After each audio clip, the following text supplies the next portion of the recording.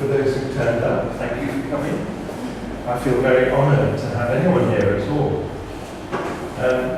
I'm going to talk about books and the culture of reading in Europe, especially in my country. And I thought it would be nice to kick off with the statement that to me books matter a great deal. Books, that is. Not, what have I got here? Somewhere in my bag, I've got this object, which everybody said would transform reading. It's a Kindle. And I bought it so that on long flights, really long flights, 8, 10, 12, 14 hours between the UK and Australia, for example, I wouldn't have to carry a stack of books because I'm reading all the time. But I just can't get on with it. So I find when I do read on a plane, I take physical books with me. And so this is a book I read on my flight from London to Hong Kong. And then when I got to Hong Kong, I finished it, so I started another book.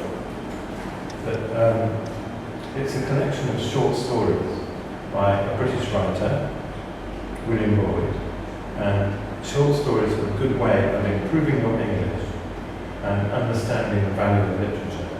And I commend it to you. And if anyone wants to take it away, read it.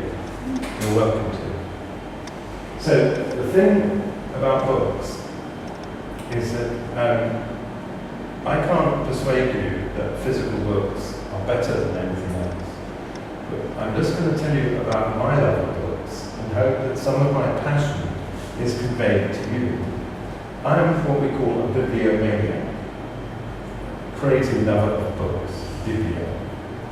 And the trouble with bibliomaniacs is they always have more books than they can possibly read, but they only feel happy when they're surrounded by books.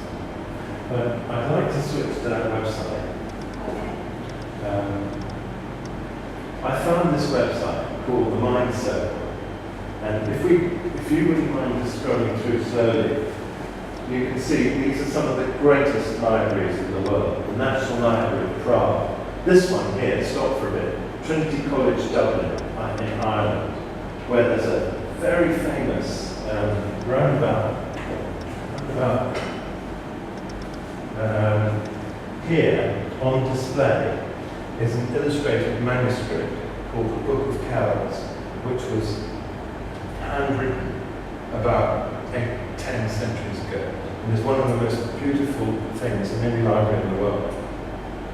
It's a physical object of such a treasure, such a precious thing to look at, and when I went to see it, I felt really privileged. And you see the design of these libraries. They're stunningly beautiful pieces of architecture, stacked with books, and they're not all ancient books, some of them are modern books. And you will see as we go through, there are 30 libraries on this website. And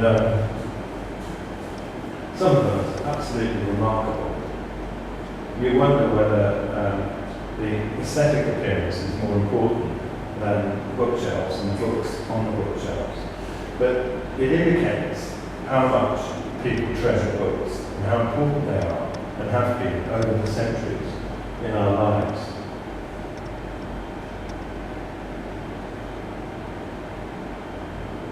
So they're wonderful places.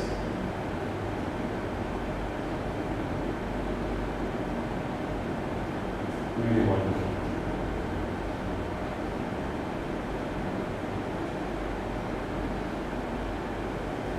Okay, let's go back to the PowerPoint. So what I've put as my subhead about why books matter. The first word is authenticity. If you gather information from the internet, from Wikipedia or Google, you need to know, as I'm sure you do, that it is not authentic. It may not be authentic. It may be, it may not be. You can't be sure. But an academic journal or an academic textbook or a book of philosophy has been peer-reviewed by many people before it was published. And that gives it its authenticity and its credibility. It means you can trust it as an authentic text. It doesn't mean that you should never read anything and not challenge what you read. You should always be a critical reader. You should always be slightly distrustful of what you read and test it against what you know. And if you don't know, but it doesn't seem right, then find out why it doesn't seem right. So be a critical reader. Anything you read, you have to, in your mind, it should be a test of authenticity. Books are also practical. Unlike a Kindle, which is always running out of juice, I have to recharge it every 5 minutes. It's not very strong. And it's clumsy and clunky. You could just pick up a book, you can put, there's probably a bookmark in here somewhere. Probably an airline ticket or something. I think you have to take it down. Oh, here's something. A little bookmark. And that's how you make your way through a book. Or you turn over the corner of the page, which I never do because I think it's sacrilegious to harm a book, but lots of people do that. And some people write in their books. And you'll see in a moment that I don't just love books for their content, but I love books for their appearance. This is the impact of just one book. If you look at the picture on the bottom right, you can see a book under those bricks. And you can see it a bit more closely. The long wall has got a little ripple. And that's what books do. They ripple and ripple and ripple. And the impact of a book like The Origin of the Species by Charles Darwin, who was at Cambridge University with my great-grandfather. The Origin of Species is one of the most significant books in the last 200 years. And the impact of his theories of evolution have been phenomenal. One little book, the content of one little book. Even in the 19th century, when it was read by comparatively few people, even then, things went viral. And the impact, the ripples, like a stone in a lake, ripples spread and spread and spread, and that's what books do. And you could say that digital content does that too, but digital content fragments. People copy and cut and paste bits of it, and they break it up, and they use it in lots of different ways. A book is authentic because it's contained within covers, and you can't just cut and paste bits of it. So if we move on, the important thing about a book, like as Degas said here, art is not what you see, but what you make others see.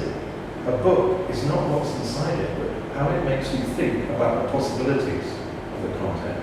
So if you're a critical reader of a book, you close a book and you finish a book, whether it's a textbook or a work of fiction or a book of poems, you finish it with more creative thinking going on inside your head. So it makes you think, it's not what you read, it's what it makes you think.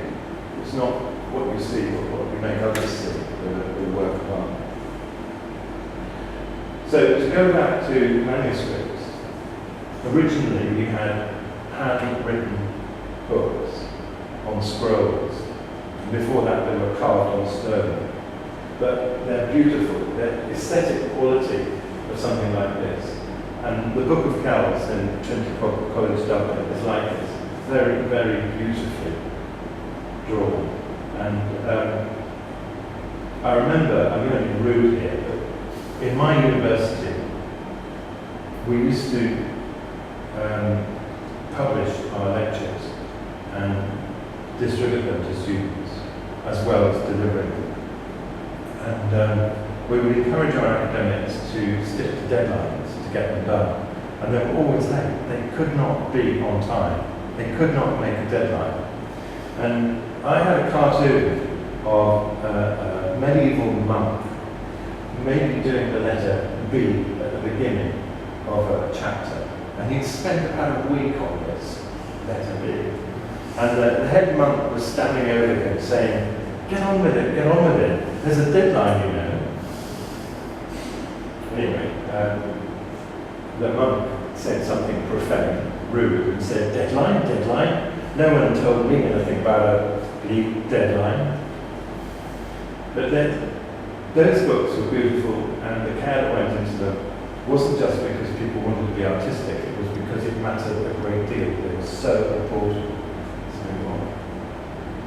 The detail of this is staggering, really beautiful, and we're very lucky that we can now copy it digitally, and you and I can see it and admire it.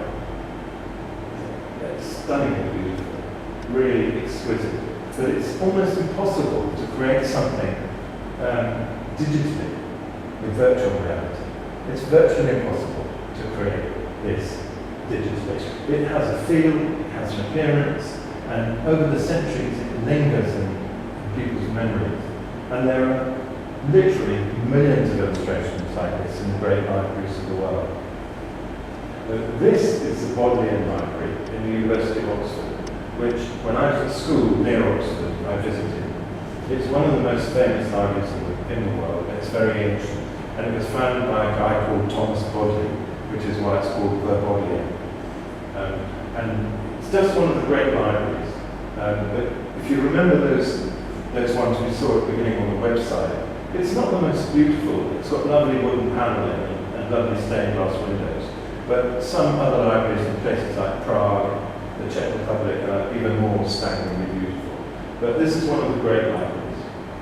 This is the British Library. This is the reading room of the British Museum, where Karl Marx studied and worked on his great book, Das Kapital, where he informed us about the impact of capitalism and how it would progress and degenerate to the state that capitalism is in now.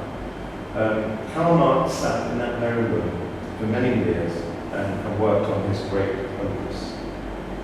Eventually, we built the British Reading Room, or the British Library. And if you look at the next slide, it took 4 years to build the library. And then they had to move the books from the British Museum to the new British Library in a place called St. Pancras. It took all that time to move the books. And the new British Library, which is an enormous modern complex on many floors, above the ground and under the ground, contains every single book ever published in Great Britain. Every single one. And every year, thousands more are added.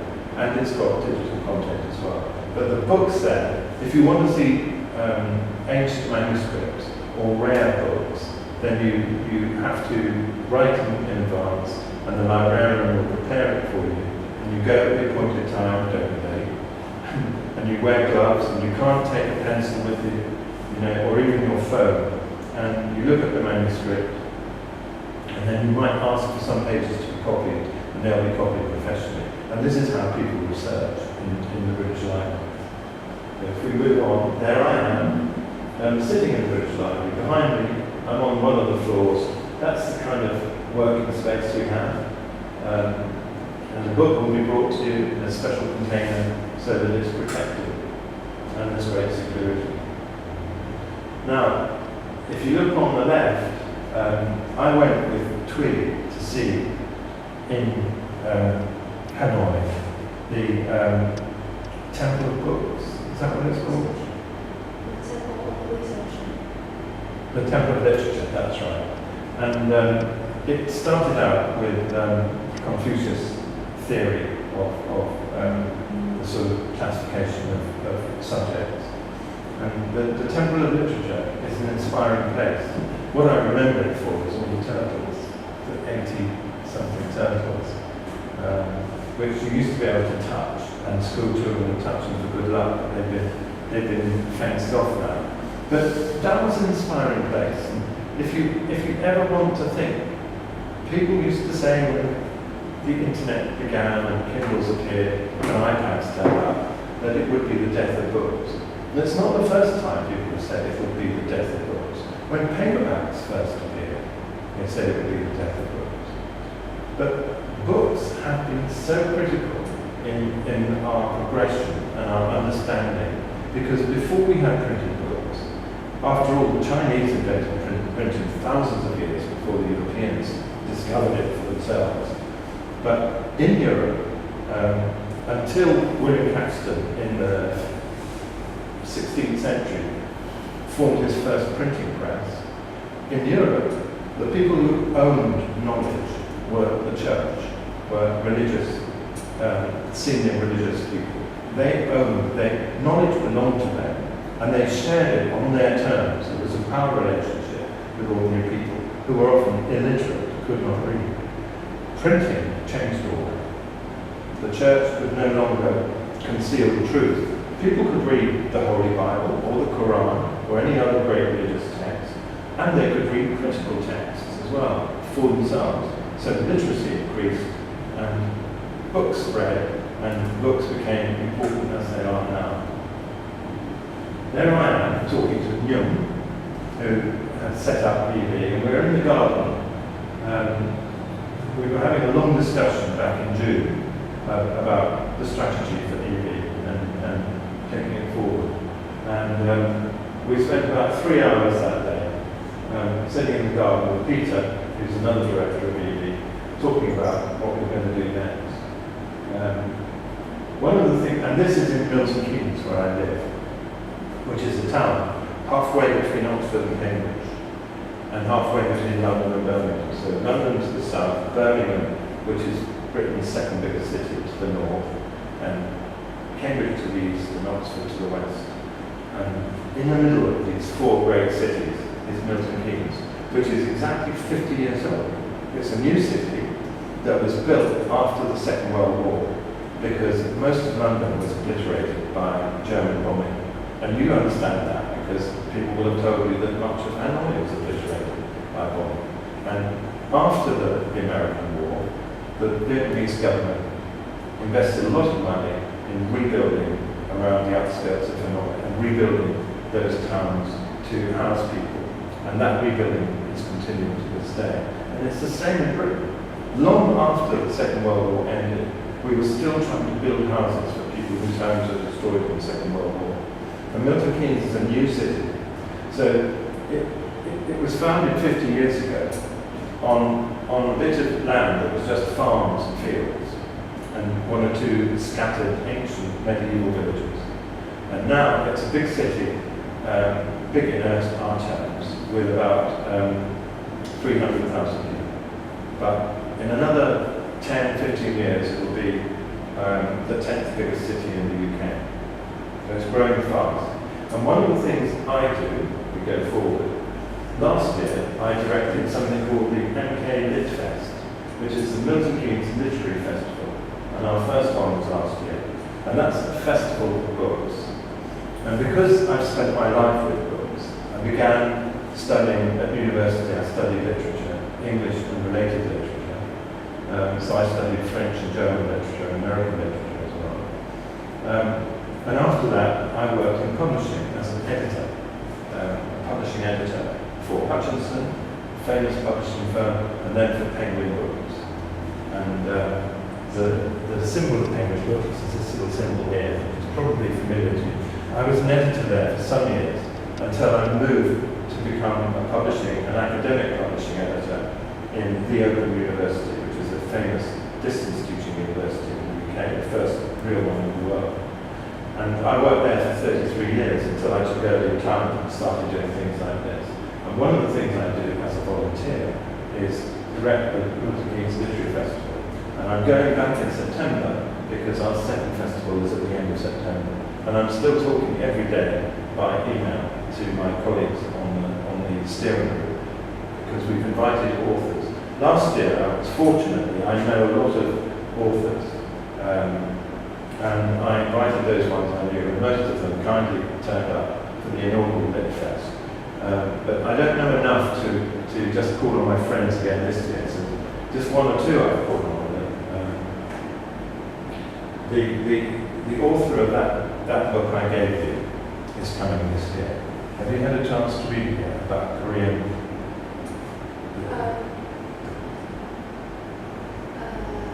You haven't had a chance to look at it. Have you remember it?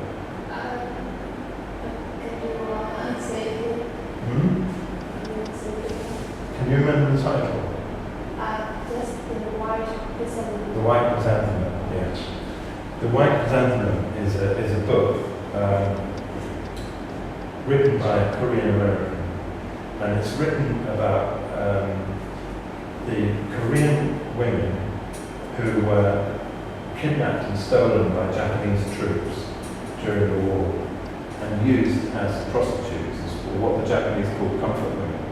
And she has told the story of one such girl who was kidnapped.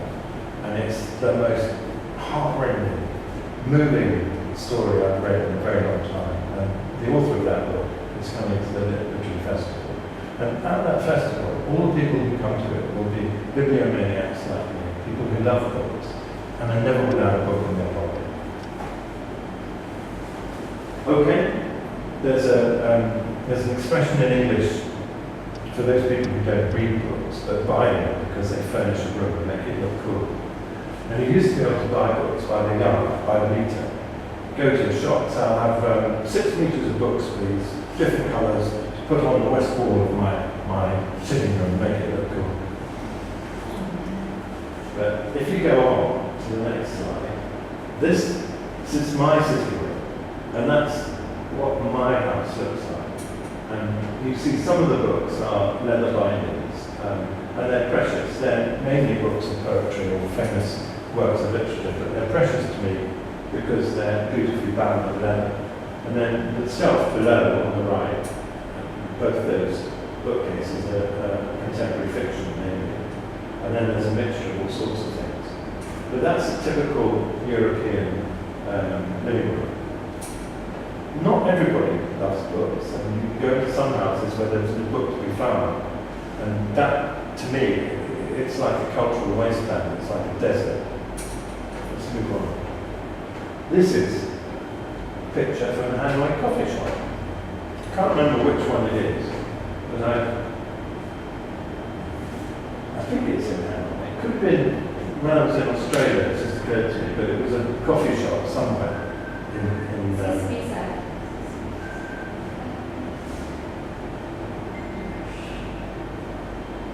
But just to digress a minute, what I wanted to talk about was the culture of reading in Britain. And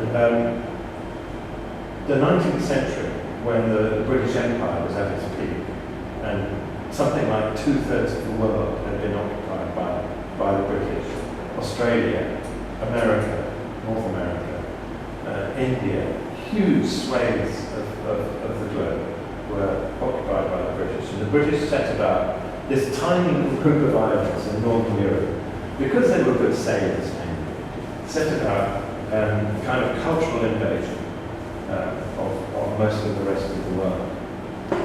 And the